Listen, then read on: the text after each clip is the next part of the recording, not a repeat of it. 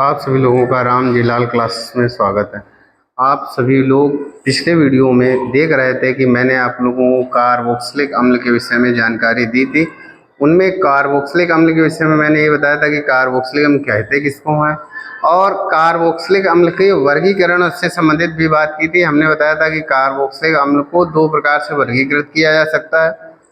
एक तो बताया था COOH समूह के आधार पर, दूसरा हमने बताया था कि R के आधार पर। तो हम लोगों ने कार्बोक्सिलिक अम्लों का वर्गीकरण COOH समूह के आधार पर पढ़ लिया था। आज हम लोगों को पढ़ना है कार्बोक्सिलिक अम्ल का वर्गीकरण R के आधार पर। R का मतलब है कार्बन, हाइड्रोकार्बन की प्रकृति के आधार पर। यानी अब हम लोग पढ़ेंगे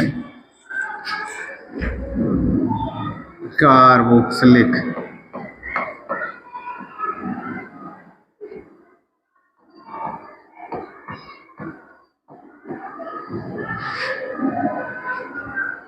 अम्ल का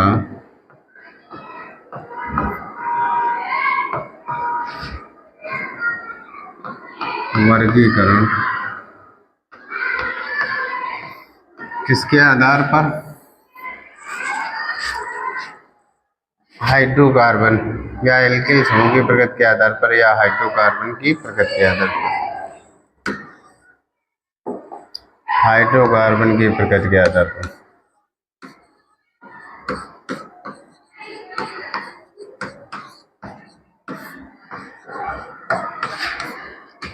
हाइड्रोकार्बन की प्रकृति के आधार पर।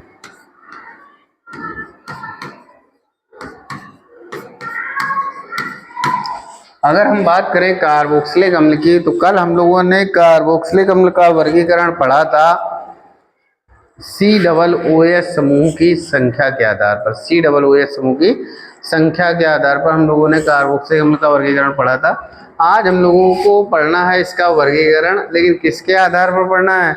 आज हमें वर्गीकरण पढ़ना है हाइड्रोकार्बन की प्रकृति के आधार पर। मतलब जैसे कार्बोक्सिलिक अम्ल का क्या होता है? कार्बोक्सिलिक अम्ल होता है R सिंगल बॉन्ड COOH। तो इसके आधार पर तो हम लोगों ने वर्गीकरण कर लिया है, लेकिन इसके आधार पर बताना है। तो बच्चों आपको पता है कि हाइड्रोकार्बन दो प्रकार के होते हैं। हाइड्रोकार्बन कितने प्रकार के होते हैं? दो प्रकार के। एक होता है संतृप्त। यह कौन सा होता है? संतृप्त।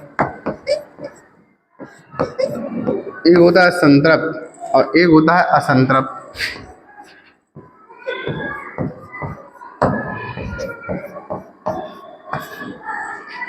तो हम लोग पढ़ेंगे एक संतृप्त कार्बोक्सिलिक अम्ल,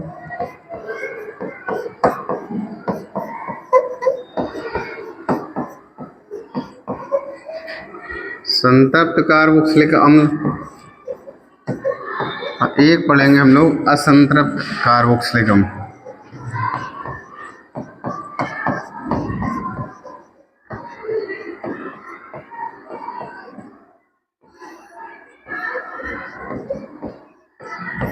एक पढ़ेंगे संतृप्त कार्बोक्सिलिक अम्ल, एक पढ़ेंगे असंतृप्त कार्बोक्सिलिक अम्ल। संतृप्त कार्बोक्सिलिक अम्ल क्या होते हैं?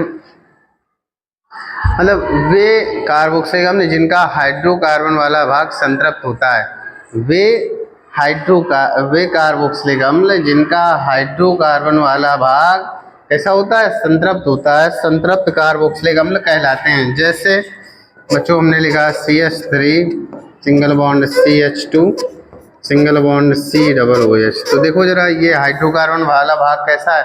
संतृप्त। CH3 single bond CH2 single bond CH2 single bond CH2 single bond COOH। ये कैसा है? ये आपका देखो हाइड्रोकार्बन वाला भाग कैसा है? संतृप्त। तो जिन कार्बोक्सिलिक अम्ल का हाइड्रोकार्बन वाला भाग संतृप्त होता है उन्हें क्या कहते हैं? संतृप्त कार्बोक्सिलिक अम्ल कहते हैं। और जिनका हाइड्रोकार्बन वाला भाग संतृप्त नहीं होता है, असंतृप्त होता है, उन्हें क्या कहते हैं? असंतृप्त कार्बोक्सिलिक अम्ल। देखो जैसे CH2 double bond CH single bond COOH। तो ये देखिए, ये क्या है? इसमें डबल बॉन्ड उपस्थित है और ये हाइड्रोकार्बन वाला भाग कैसा है? असंतृप्त है, इसीलिए असंतृप्त कार्बोक्सिलिक अम्ल है।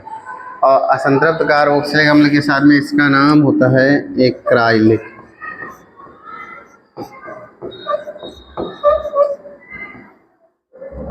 एक्राइलिक अम्ल भी बोलते हैं इसमें।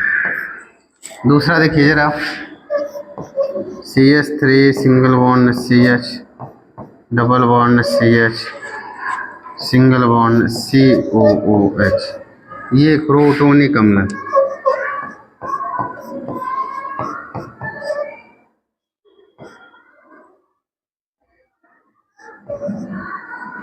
क्रोटोनिक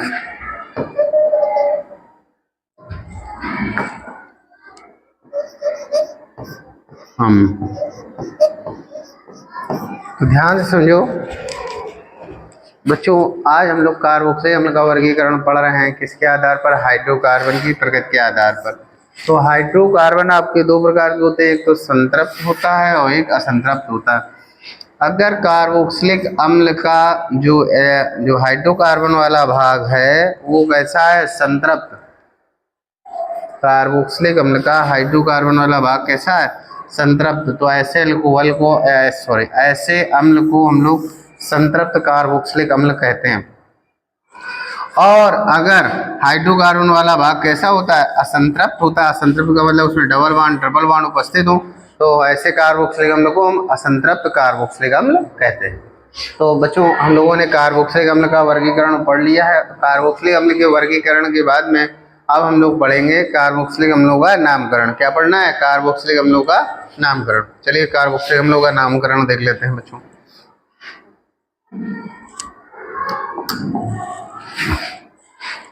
हम लोगों को पढ़ना है कार्बोक्सिलिक अम्लों का नामकरण।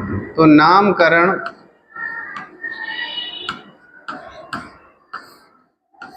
नामकरण की दो विधियां प्रचलित हैं। एक तो है आपकी साधारण पद्धति,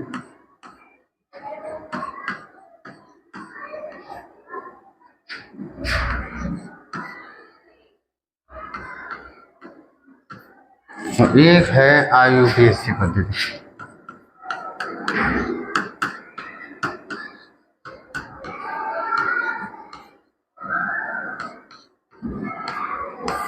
एक तो है साधारण पद्धति, एक है IUPAC पद्धति।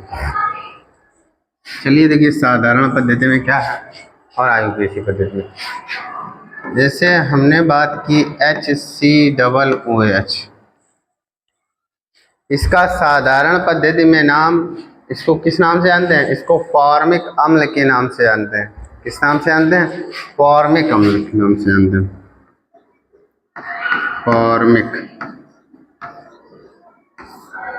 फॉर्मिक अम्ल। तो इसका नाम फॉर्मिक अम्ल क्यों रखा गया? क्योंकि जो ये अम्ल होता है, ये अम्ल लाल चींटियों में भी उपस्थित होता है। और लाल चींटियों को हम लोग क्या कहते हैं? लाल चींटियों को ग्रीक भाषा में फॉर्मिका बोला जाता है। और ग्रीक भाषा के ही साइंटिस्ट ने इसकी खोज की थी। तो फॉर्मिका में चूंकि ये एसिड पहले से उपस्थित होता है, इसलिए इस एसिड को फॉर्मिक एसिड नाम दिया गया। इसके बाद में अगर हम बात कर लें दूसरा CH3COOH, इसको हम लोग कहते हैं एसिटिक अम्ल। इसको हम लोग बोलते हैं एसिटिक अम्ल। ये आपको एसीटम से मिलता है। किससे मिलता है? एसीटम से मिलता है, इसीलिए इसको एसिटिक अम्ल बोलते हैं। इसके बाद में C3H7COOH, ये ब्यूटायरिक अम्ल इसको बोलते हैं।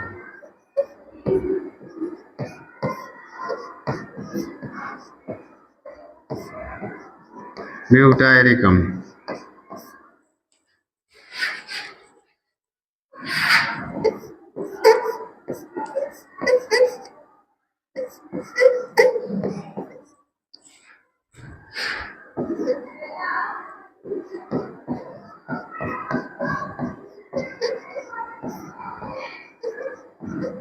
ये वैलेरिक अम्ल है। तो आप लोगों ने देखा कि HCOOH का नाम क्या है? फॉर्मिक अम्ल। CH3COOH का नाम एसिटिक अम्ल। C3H7COOH का नाम क्या, ब्यूटायरिक अम्ल। और C4H9COOH वैलेरिक नाम। इनका नामकरण कैसे हुआ, जैसे ये तो आपको पता है कि लाल चींटियों में कैसे होता है, ये एसीटम से प्राप्त होता है, एसिटिक अम्ल। अरे एसीटम मतलब अपने यहाँ उसको छिरका या सिरका भी बोलते हैं ना, तो सिरके में उपस्थित होता है। सिरके को ग्रीक भाषा में एसीटम बोलते हैं, इसीलिए एसीटम से एसिटिक अम्ल बना। जैसे इसको हम लाल चींटियों में जो उपस्थित होता है, लाल चींटियों को अपने यहाँ लाल चींटी बोलते हैं, बट ग्रीक भाषा में फॉर्मिका बोलते हैं, तो फॉर्मिका से बना फॉर्मिक अम्ल। ऐसे अपने यहाँ जो विनीगर होता है, जो सिरका होता है, उसको ग्रीक भाषा में एसीटम बोलते हैं, तो एसीटम से बना एसिटिक अम्ल। ब्यूटायरिक बेटा ये मक्खन जैसी इसकी स्मेल होती है, मक्खन से प्राप्त होता है, तो इसीलिए मक्खन को ब्यूटायरिक कुछ बोलते हैं, तो उसी से ब्यूटायरिक एसिड बना है। वैलेरिक अम्ल बोलते हैं क्योंकि वैलेरियम एक पादप होता है, वैलेरियम पादप की जड़ों से ये अम्ल प्राप्त होता है, इसीलिए इसको वैलेरिक अम्ल बोलते हैं। आओ चलो इसका IUPAC नाम देख लेते हैं। IUPAC नाम में आपको कार्बन काउंट करने हैं। कार्बन कितने हैं, एक को हम मेथ पढ़ते हैं, तो हमने लिखा मेथ। अब चूंकि COOH लगा है तो इसमें ओइक एसिड जोड़ देंगे, मेथेनोइक एसिड बन जाएगा। इधर देखो कहे हैं 2 कार्बन है, 2 कार्बन को हम लोग क्या पढ़ेंगे, एथेनोइक एसिड, एथेनोइक एसिड। अब इसकी बात कर लें तो ये ब्यूटेनोइक एसिड हो जाएगा, ब्यूटेनोइक एसिड। इसमें क्या हो जाएगा, पेंटेनोइक एसिड हो जाएगा। 5 कार्बन है ना, 5 हैं तो 5 से पेंटेन बना, और COOH है इसलिए पेंटेनोइक एसिड। तो ये हो गया इनका नामकरण। बच्चों हमने कार्बोक्सिलिक अम्ल का वर्गीकरण में पिछले क्लास में हम लोगों ने कार्बोक्सिलिक अम्ल का जो वर्गीकरण किया था वो COOH समूह के आधार पर किया था। आज जो हम वर्गीकरण किया वो हमने किया हाइड्रोकार्बन की प्रगति के आधार पर। हाइड्रोकार्बन की प्रगति के आधार पर हमने बताया कि कार्बोक्सिलिक अम्ल 2 प्रकार के होते हैं, संतृप्त कार्बोक्सिलिक अम्ल, नंबर 2 असंतृप्त कार्बोक्सिलिक अम्ल। संतृप्त कार्बोक्सिलिक अम्ल वे कार्बोक्सिलिक अम्ल होते हैं जिनका हाइड्रोकार्बन वाला भाग कैसा होता है, संतृप्त होता है। असंतृप्त कौन होते हैं, जिनका हाइड्रोकार्बन वाला भाग असंतृप्त होता है। हमने एग्जाम्पल भी हमने बताया। इसके बाद में नामकरण की बात की, तो नामकरण की इनकी 2 विधियाँ प्रचलित है, एक तो साधारण पद्धति, एक IUPAC पद्धति। साधारण पद्धति में इसमें कोई लॉजिक होता नहीं है, वैज्ञानिकों को जहाँ से मिले, जिस हालत में मिले, वही चीज़ देखकर उन्होंने उसका नाम रख दिया। लेकिन IUPAC के लिए मेथड है कि कार्बन को काउंट करो, जितने कार्बन है, और उनके एल्केन के नाम से आपको ई हटाकर ओइक एसिड जोड़ देना है। क्या जोड़ देना है, ओइक एसिड जोड़ देना है, तो इसका नाम हमें मिल जाता है। अब इसके बाद में हम आगे चलेंगे। इतना यहाँ तक समझ में आ गया, चलिए आगे चलते हैं।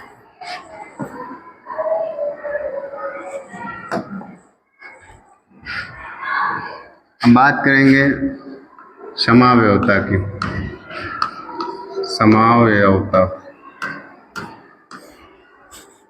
समावयवता की बात की जाए तो कार्बोक्सिलिक अम्ल जो होते हैं कुल कितने प्रकार की समावयवता प्रदर्शित करते हैं। बच्चों कार्बोक्सिलिक अम्ल मुख्य रूप से देखो, सबसे पहले श्रृंखला समावयवता तो प्रदर्शित करेंगे ही करेंगे। श्रृंखला समावयवता में क्या होता है, श्रृंखला समावयवता में ज़्यादा कुछ नहीं होता है, बस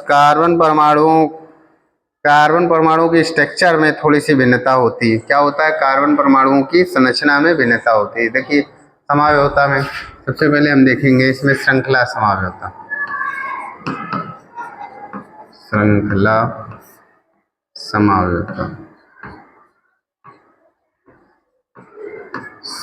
समावयवता इसमें क्या होता है बच्चों, अणुसूत्र समान रहेगा, क्रियात्मक समूह भी समान रहेगा। इसमें क्या होगा कि कार्बन परमाणु की श्रृंखला में भिन्नता आ जाएगी, और जब कार्बन परमाणुओं की श्रृंखला में भिन्नता आ जाए तो ऐसे यौगिकों को श्रृंखलीय समावयवी यौगिक कहते हैं, और यह घटना श्रृंखला समावयवता कहलाती है। देखो जरा, CH3 CH2 CH2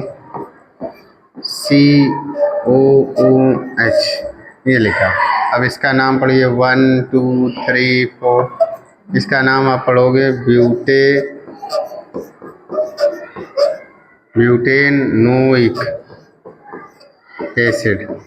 और इसी में क्या करें, अगर हम इसकी श्रृंखला में परिवर्तन करते हैं, भाई इसमें तो अभी तो सारे कार्बन एक सीधी लाइन में है, अगर इनकी श्रृंखला में परिवर्तन करते हैं, जैसे ऐसे करते हैं CH3 single bond C, single bond CH3, इधर H और यहाँ पर COOH।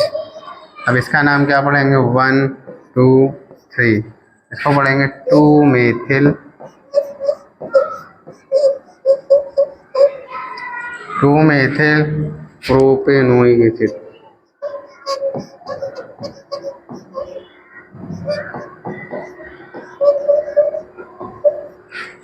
To methyl propanoic acid, 2 methyl propanoic acid.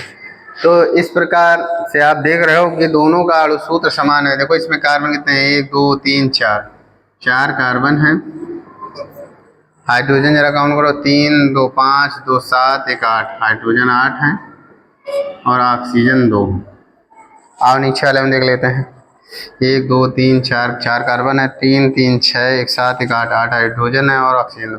तो दोनों का ही आप देख लीजिए अणु सूत्र कैसा है, दोनों का अणु सूत्र कैसा है, समान है। दोनों का अणु सूत्र समान है, परंतु दोनों का नाम अलग अलग है। ये क्या है, ये वाला है आपका ब्यूटेनोइक एसिड, क्या है ये वाला है ब्यूटेनोइक एसिड, जबकि ये क्या है 2 मेथिल प्रोपेनोइक एसिड है। तो इनका नाम अलग हो गया, नाम अलग हो गया तो इनके गुण भी अलग हो जाएंगे। तो आप लोगों ने देखा कि कार्बोक्सिलिक अम्लों में कार्बोक्सिलिक अम्ल कौन सी समावयवता प्रदर्शित करते हैं, श्रृंखला समावयवता प्रदर्शित करते हैं। चलिए इसके बाद में आगे देखते हैं हम।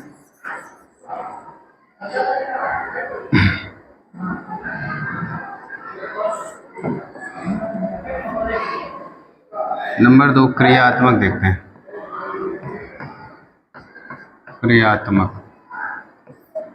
क्रियात्मक समावयवता, जैसे मान लो हमने ये लिखा HCOOCH3, तो ये एस्टर है, क्या है एस्टर, और ऐसे लिख दिया हमने CH3COOH, ये अम्ल है। दोनों का देखो, दोनों का अणु सूत्र समान है, कार्बन दोनों मिला लो, हाइड्रोजन मिला लो, ऑक्सीजन मिला लो, तो दोनों का अणु सूत्र समान है। अणु सूत्र समान होते हुए भी अंतर काय में है, अंतर ये एस्टर है, ये क्या है, ये एस्टर है, ये मेथिल मेथनोएट पढ़ा जाएगा, ये है मेथिल मेथनोएट, ये मेथिल मेथनोएट है, जबकि ये एथनोइक एसिड है, एथेनोइक एसिड। इसका क्रियात्मक समूह क्या है, इसका क्रियात्मक समूह ये है और इसका क्रियात्मक समूह ये है। तो ये आपने देखा कि जो कार्बोक्सिलिक अम्ल हैं वो क्रियात्मक समावयवता भी प्रदर्शित करते हैं।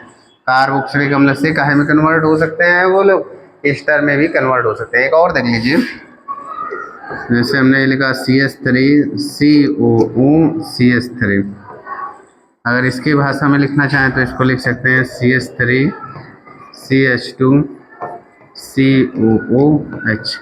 अब इसका नाम क्या होगा, इसका नाम क्या होगा, इसमें आप देख रहे हो मेथिल एथनोएट, क्या नाम हो जाएगा इसका, मेथिल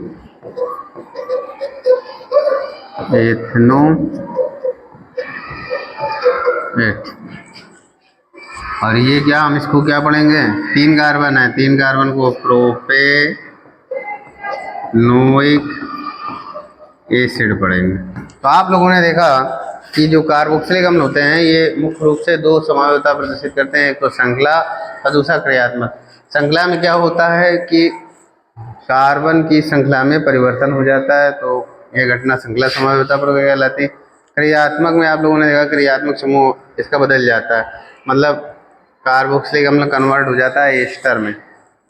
तो कार्बोक्सिलिक अम्ल कुल मिला के 2 प्रकार की समावयवता प्रदर्शित करते हैं, नंबर 1 श्रृंखला समावयवता, नंबर 2 क्रियात्मक समावयवता। अब बच्चों हम लोगों ने कार्बोक्सिलिक अम्ल किसे कहते हैं, कार्बोक्सिलिक अम्ल का वर्गीकरण पढ़ लिया, कार्बोक्सिलिक अम्ल का नामकरण पढ़ लिया। कार्बोक्सिलिक अम्ल के नामकरण के बाद में हम लोगों ने कार्बोक्सिलिक अम्ल की समावयवता देख ली, तो कार्बोक्सिलिक अम्ल कितने प्रकार की समावयवता प्रदर्शित करते हैं। अब बच्चों हम बात करेंगे कार्बोक्सिलिक अम्ल के निर्माण की विधियों को। कार्बोक्सिलिक अम्ल को बनाएंगे कैसे, तो अब हम लोगों को पढ़ना है कार्बोक्सिलिक अम्ल के निर्माण की विधियाँ। चलिए कार्बोक्सिलिक अम्ल के निर्माण की विधियाँ अगला हमारा टॉपिक है, कार्बोक्सिलिक अम्ल के निर्माण की विधियाँ।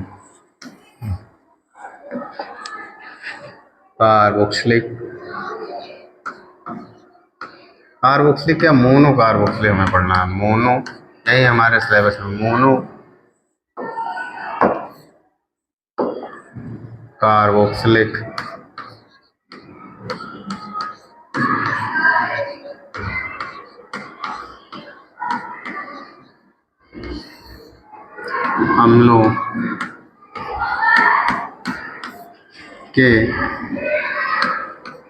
निर्माण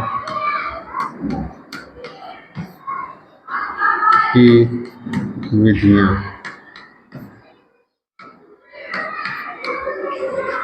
मोनो कार्बोक्सिलिक अम्लों के निर्माण की विधियाँ। बच्चों मोनो कार्बोक्सिलिक अम्ल का निर्माण हम लोग कैसे कैसे कर सकते हैं, तो नंबर फर्स्ट हम लोग पढ़ेंगे, हम लोग मोनो कार्बोक्सिलिक अम्ल का निर्माण तो एल्कोहल से ही कर सकते हैं, एल्कोहल से।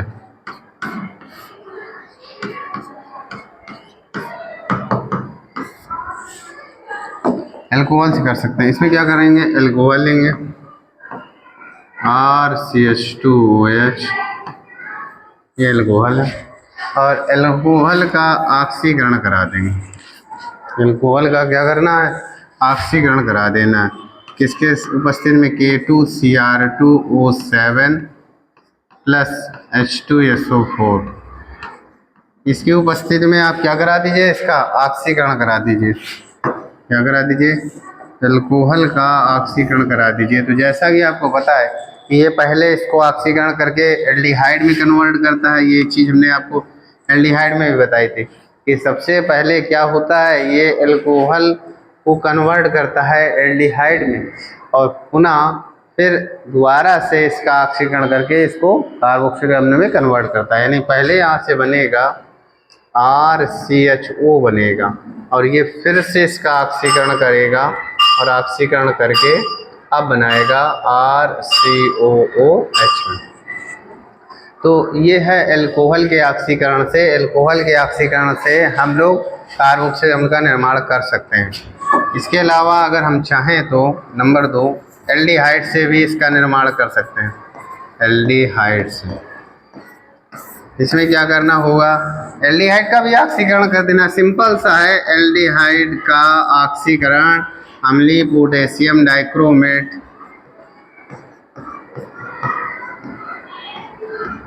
एल्डिहाइड का ऑक्सीकरण अम्लीय पोटेशियम डाइक्रोमेट से कराने पर इसमें भी क्या बन जाता है, कार्बोक्सिलिक अम्ल बनता है, RCOOH बनता है।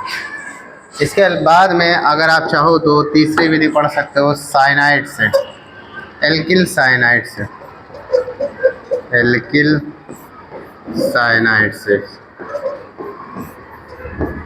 एल्किल साइनाइड से। इसमें क्या करना है, एल्किल साइनाइड लेना है RC∼N, और इसका जल अपघटन करा देना है। क्या करा देना है, इसका जल अपघटन करा देना। तो जैसे ही आप इसका अम्लीय जल अपघटन कराओगे तो यहाँ से अमोनिया निकल जाएगी, NH3 निकल जाएगा, और ये कन्वर्ट हो जाएगा RCOOH में, कार्बोक्सिलिक अम्ल। तो कार्बोक्सिलिक अम्ल निर्माण की 3 विधियाँ भी हमने पढ़ाई आपको। एल्कोहल के ऑक्सीकरण से आप कार्बोक्सिलिक अम्ल बना सकते हो, एल्डिहाइड के ऑक्सीकरण से आप कार्बोक्सिलिक अम्ल बना सकते हो, एल्किल साइनाइड के जल अपघटन से कार्बोक्सिलिक अम्ल बना सकते हो। तो बच्चों वीडियो के माध्यम से कुछ सीखने को मिल रहा हो तो वीडियो के साथ बने रहिए, और वीडियो को लाइक कीजिए, चैनल को सब्सक्राइब कीजिए, दोस्तों के साथ शेयर कीजिए। अगर वीडियो से कुछ शिक्षा मिलती है, अगर आपको कुछ सीखने को मिलता है तो वीडियो को लाइक ज़रूर कर दिया करो, ताकि हम लोगों को मोटिवेशन मिलता रहे। वीडियो को लाइक करो, और जो भी वीडियो में आपको खामियां नज़र आएँ या जो चीज़ें आपको वीडियो में अच्छी लगे उनको कमेंट भी आप किया कीजिए। कम से कम कमेंट देखकर भी हम लोगों को थोड़ा सा ये लगता है कि हाँ बच्चे हमसे जुड़े हुए हैं, हमसे कुछ सीख रहे हैं, इसलिए कमेंट ज़रूर किया करो। बच्चों अगर आप लोगों को वास्तव में हमारे चैनल से आप लोगों को कुछ सीखने को मिल रहा है तो आप वीडियो को लाइक ज़रूर से ज़रूर करें। Thanks for watching my video.